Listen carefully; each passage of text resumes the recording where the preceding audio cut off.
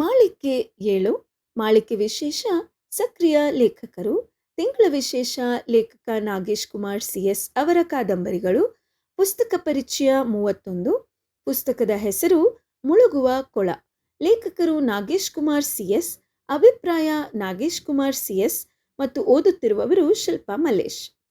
ಅವಳಿ ಸೋದರಿಯರಲ್ಲಿ ಸತ್ತವರಾರು ಬದುಕಿದವರಾರು ಪತ್ತೇದಾರಿ ಕಾದಂಬರಿ ಹಿಂದಿನ ಕಥೆ. ಮೂರನೆಯ ಕಾದಂಬರಿ ಬರೆಯುತ್ತಿದ್ದ ಸಮಯದಲ್ಲೇ ಸ್ವಲ್ಪ ಸಮಾನಾಂತರದಲ್ಲಿ ಇನ್ನೊಂದು ಪತ್ತೇದಾರಿ ಕಾದಂಬರಿ ಬರೆಯಲಾರಂಭಿಸಿದ್ದೆ. ಜೇಮ್ಸ್ ಹ್ಯಾಡ್ಲಿ ಚೇಸ್ ಬರೆದ ಡಬಲ್ ಶಫಲ್ ಓದಿದ ಮೇಲೆ ಅದರಲ್ಲಿರುವ ಕೆಲವು ಅನಗತ್ಯ ತಂತ್ರಗಳು, ತಿರುವುಗಳು, ಕೊಲೆಯಾದ ರೀತಿ ಎಲ್ಲವೂ ಸ್ವಲ್ಪ ಕೃತಕ ಹಾಗೂ ಅನವಶ್ಯಕ ಗೊಂದಲದಂತೆ ಕಂಡಿತ್ತು. ಜೊತೆಗೆ ನಮ್ಮ ದೇಶದ ಸಾಮಾಜಿಕ ಸ್ಥಿತಿಗತಿಗೆ ಹೊಂದುವುದೂ ಅಲ್ಲ ಎನಿಸಿತು.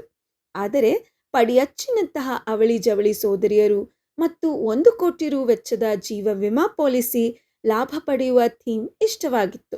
ನಾನೇ ಯೋಚಿಸತೊಡಗಿದೆ. ಇನ್ನೂ ಚೆನ್ನಾಗಿ ಸ್ಪಷ್ಟವಾಗಿ ತಿಳಿಯಾಗಿ ಬದಲಿಸಿ ಬರೆಯಬಹುದು ಎನಿಸಿತು. ಮಿದುಳಿಗೆ ಕಲ್ಪನೆಗೆ ರೆಕ್ಕೆ ಹಚ್ಚಿ ಹಾರಾಡಲು ಸ್ವತಂತ್ರಗೊಳಿಸಿದೆ. ಒಂದು ಪಾರ್ಟಿಯಲ್ಲಿ ಈಜುಕೊಳದಲ್ಲಿ ಇದ್ದಕ್ಕಿದ್ದಂತೆ ಮುಳುಗಿದ ಒಬ್ಬ ಸೋದರಿ, ಆಗ ಅಲ್ಲಿ ಹಾಜರಿಯೇ ಇಲ್ಲದ 2ನೇ ಸೋದರಿ. ಅದು ಆತ್ಮಹತ್ಯೆಯೋ ಆಕಸ್ಮಿಕವೋ ಅಪರಾಧವೋ? ಆಕೆಯ ಮೇಲಿತ್ತು ದೊಡ್ಡ ವಿಮಾ ಪಾಲಿಸಿ. ಹಾಗಾಗಿ ಆಕೆಯ ಗಂಡ ಮತ್ತು ಅವಳಿ ಸೋದರಿಯ ಬಗ್ಗೆ ಸಹಜವಾಗಿ ಅನುಮಾನ ಬರಲೇಬೇಕು. ಆದರೆ ಅದು ಅಷ್ಟು ಸುಲಭವಾದರೆ ಇದಕ್ಕೆ ಪತ್ತೇದಾರಿ ಎಂದೇಕೆ ಕರೆಯಬೇಕು?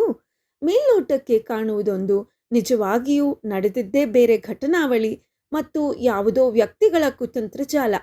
ಅದನ್ನು ಪತ್ತೆ ಮಾಡಲು ಜೀವ ವಿಮಾ ಡಿಟೆಕ್ಟಿವ್ ಕೀರ್ತಿಮಾನ್ ಎಂಬ ಪಾತ್ರವನ್ನು ಆರಿಸಿಕೊಂಡೆ. ಇದಕ್ಕೂ ಸ್ಟೋರಿ ಬೋರ್ಡ್ ಮಾಡಿದೆ. ನೈಜವಾಗಿ ಬರಲೆಂದು ಇಡೀ ಥೀಮ್ ಬದಲಿಸಿ 2-3 ಡ್ರಾಫ್ಟ್ ಮಾಡಿದೆ. ರಿವಿಷನ್ 1, 2 ಮತ್ತು 3. ಕ್ಲೈಮ್ಯಾಕ್ಸ್ ನನ್ನದೇ, ಸ್ವತಂತ್ರವಾಗಿ ಬರೆದೆ. ಅದೇ ಇಷ್ಟವಾಯಿತು. ಇದಾದರೆ ಓದುಗರು ನಂಬಬಹುದು ಎನಿಸಿತ್ತು. ಕೊನೆಗೂ ಕಾದಂಬರಿಯು 2 ತಿಂಗಳಿನಲ್ಲಿ ಮುಗಿದಿತ್ತು. ಇದನ್ನು ಅಮ್ಮನಿಗೆ ಓದಲು ಕೊಟ್ಟೆ. ಚೆನ್ನಾಗಿದೆ, ಭೇಷ್ ಎಂದಿದ್ದರು. ಸುಧಾ ವಾರಪತ್ರಿಕೆ ಬಹಳ ಗೌರವಾನ್ವಿತ ಮತ್ತು ನಾಡಿನ ಪ್ರಮುಖ ಪ್ರಕಟಣೆ. ಅಶ್ವಿನಿ, ವಾಣಿ, ಉಷಾ, ನವರತ್ನರಾಮ್, TK ರಾಮರಾವ್, KT ಗಟ್ಟಿ, HK ಅನಂತರಾವ್ ಮುಂತಾದ ಟಾಪ್ ಲೇಖಕರ ಕೃತಿಗಳನ್ನು ಪ್ರಕಟಿಸುತ್ತಿದ್ದ ಸಾಪ್ತಾಹಿಕ. ಇದಕ್ಕೆ ಕಳುಹಿಸಿದರೆ ಹೇಗೆ ಎಂದು ಅನುಮಾನದಿಂದಲೇ ಅವರಿಗೆ ಕಳುಹಿಸಿದೆ. ಆಗ ಸಂಪಾದಕರು ಬೆಳ್ಳೈರು ಮೊಹಮ್ಮದ್ ಹನೀಫ್ ಸಾಹೇಬರು ಮಾತಾಡಿಸಲು ಸಿಕ್ಕುತ್ತಿದ್ದರು. ಅಲ್ಲಿ ಹೋದಾಗ ಉಮಾ ಆನಂದ್ ಸಹ ಪರಿಚಯವಾದರು.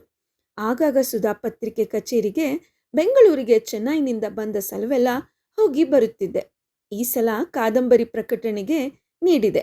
ಆಗ ಇನ್ನೂ ತರಂಗದಲ್ಲಿ ಸಹ 3ನೇದು ಪ್ರಕಟವಾಗಿರಲಿಲ್ಲ. ಹಾಗಾಗಿ ಇವರು ಒಪ್ಪುತ್ತಾರೋ ಇಲ್ಲವೋ ಎಂಬ ಭಯವಿತ್ತು.